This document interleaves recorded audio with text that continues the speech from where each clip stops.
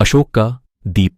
अशोक एक युवा मूर्तिकार अपने जीवन में खो चुका था।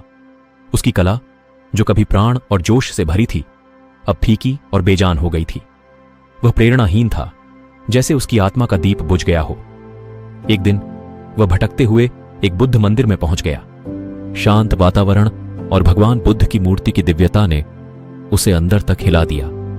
उसने मंदिर के भिक्षुओं से बात की, जिन्होंने उसे बुद्ध के जीवन और शिक्षाओं के बारे में बताया। उसने दुहक के चक्र, अष्टांगिक मार्ग और निर्वाण के बारे में सुना।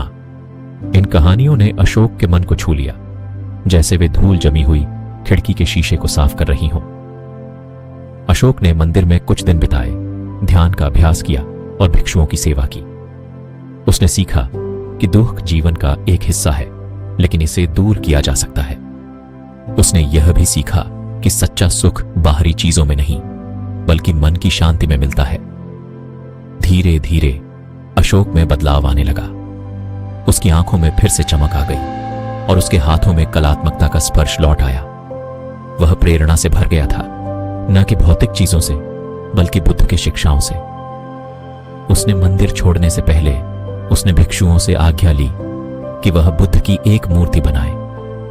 वह इस मूर्ति को अपने शहर ले जाएगा, ताकि दूसरों को भी बुद्ध के मार्ग के बारे में बताया जा सके। अशोक ने महीनों तक इस मूर्ति को बनाया, अपने पूरे दिल और आत्मा को इसमें लगा दिया। यह मूर्ति न केवल शारीरिक रूप से भव्य थी, बल्कि उसमें एक आध्यात्मिक शक्ति भी थी। यह बुद्ध की शांति और दया को दर्शाती थी। जब मूर्ति पूरी हुई तो अशोक ने इसे अपने शहर ले जाया। उसने इसे एक खुले मैदान में स्थापित किया, जहां सभी लोग इसे देख सकते थे। मूर्ति को देखकर लोग आश्चर्यचकित रह गए। इसकी सुंदरता और शांति से वे मंत्रमुग्ध हो गए। धीरे धीरे लोग मूर्ति के पास आने लगे। उन्होंने अशोक से बुद्ध के बारे में और उनके शिक्षाओं के बारे में पूछा। अशोक खुशी से उन्हें बताता था, अपने अनुभवों को उनके साथ साझा करता था। इस तरह अशोक का दीप न केवल खुद जला, बल्कि दूसरों के जीवन में भी रोशनी फैलाने लगा। उसकी कला अब सिर्फ कला नहीं थी, बल्कि एक संदेशवाहक थी, जो लोगों को दुहक से मुक्ति और निर्वाण का मार्ग दिखाती थी। कहानी का सार। यह कहानी हमें सिखाती है कि प्रेरणा हमेशा मिल सकती है, भले ही जीवन कितना कठिन क्यों ना हो। बुद्ध की शिक्षाओं का मार्गदर्शन लेने से हम अपने जीवन में शांति और खुशी पा सकते हैं।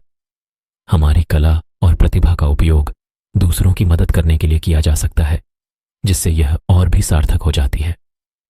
मुझे उम्मीद है कि यह कहानी आपको प्रेरित करेगी और आपके जीवन में रोशनी लाएगी।